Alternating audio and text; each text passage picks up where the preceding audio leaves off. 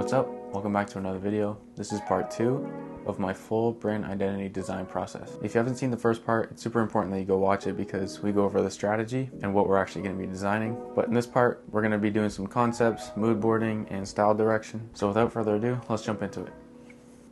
So since the last video, I've gotten some clarity of what we need to do. Right now, we need to make concepts for the parent brand logo, and also we need to send over a mood board and style direction for the sub brand, which will be their main product line. We're making a brand guidelines for the main brand, but as far as creative freedom, we have free range to do whatever with the sub brand, but we need to make sure that it follows the main brand's values, mission, and things like that. So I'm going to do a bunch of concepts for the logo now, and then we'll get into mood boarding.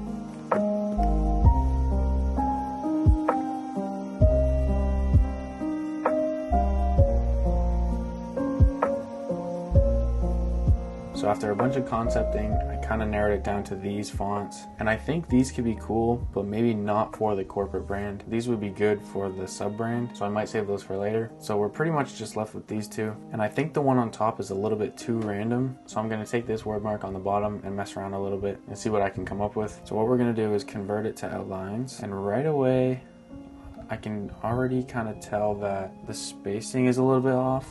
So we're just gonna fix the spacing. And I don't like the thickness of the B because once it's small, it kind of looks like there's something missing on it. Make this part a little bit thicker.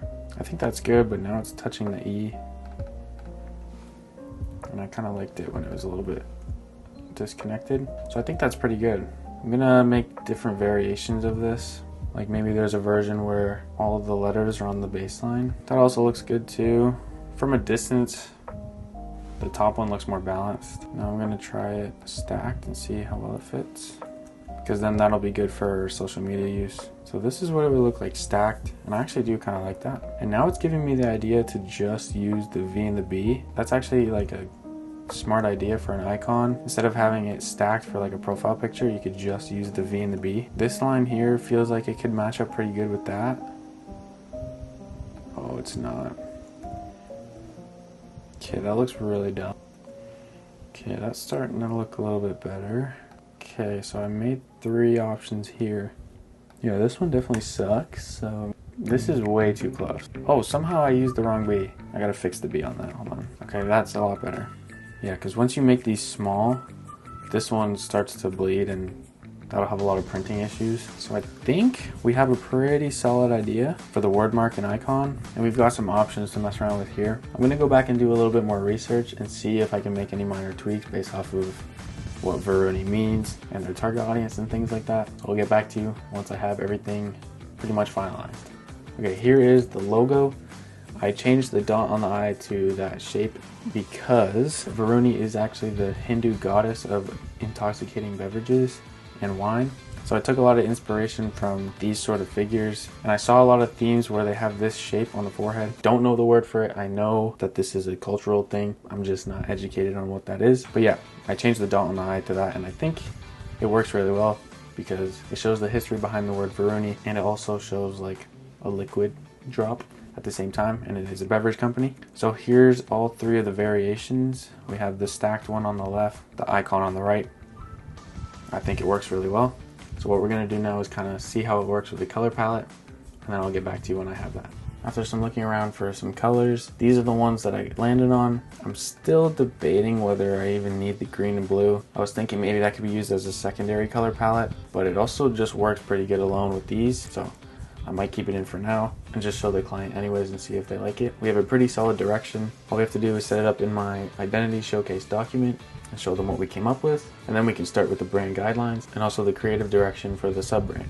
I'm really excited for the sub brand because with that we have more creative freedom to do pretty bold design. And I've already thought of some ideas of what I can do for a social based share the moment type of brand. And it's going to be loud, it's going to be bold, it's going to be empowering for the user, and it's going to stand out, which is what matters because this brand is about standing out as an individual and sharing the moment. I'm like actually really excited for that. But we have to focus on doing the brand guidelines first, because that is what matters and that's what's important right now. So yeah.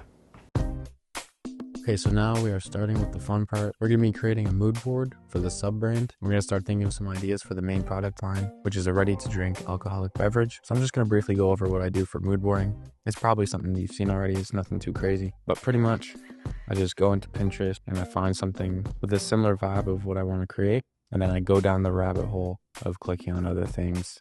And I really like this layout with the text on the top, maybe on the bottom too, and then a graphic in the middle. And I think it's cool at the bottom of this one having a little label. You can put some sort of fact at the bottom, or maybe have the flavor differentiator there. But yeah, so I'm just gonna go get some inspiration, look at some typography, some logos, and then I'll get back to you. Okay, so this is a pretty finished version of the mood board. I have some photography styles, typography there, almost like vintage cursive font. Not sure how I feel about 3D. So that's why I was kind of leaning more towards this. I really like the bold color taking up the whole can. It just like punches you in the face. But I really like this like flash photography, like close friends sort of vibe. And I think this can layout works with the logo on the top, the flavor in the middle, and then the milliliters and other sort of text at the bottom. The reason why I say that is because I'm not a huge fan of this, where there's no room for like illustration there, but I did like the boldness and the color scheme there, so that's why I saved it. And you might notice that there's a lot of star themed things and bold star patterns. As I was going through this, I was sort of thinking of the backstory behind the word Varuni and how it's like a Hindu goddess and it's sort of like a higher being. So I didn't want to lean too far into like the religious astrology side of things, and I think it could be really cool to incorporate a star meaning behind the sub-brand name. So I think that's my next step, is to figure out how I can make that work, because I think having a bold star icon on a can works really well. Like, this will just jump off the shelf at you. And also I think it really matches this photography style, because it's about bringing people together, collaboration, sharing the moment, stuff like that. Now that we have a mood board, we're going to create a few style directions for a logo. We'll put it into a visual identity presentation, give the client a few options to go with once they sign off on the one they like the most, and apply the logo to an actual can die line and really make the brand cohesive. Actually, so excited about this. Like looking at this mood board is like igniting a fire in me. Like I can't get too out, or else I rush things, and then yeah, I'm going to start writing down some concepts, backstory behind names, possible logo ideas, and we can finally get the show on the road. I feel like I've been saying that the whole time. The show is actually on the road right now. I need to stop yapping, like I'm actually too excited for this. Okay, I'm going to shut up now. Let's go.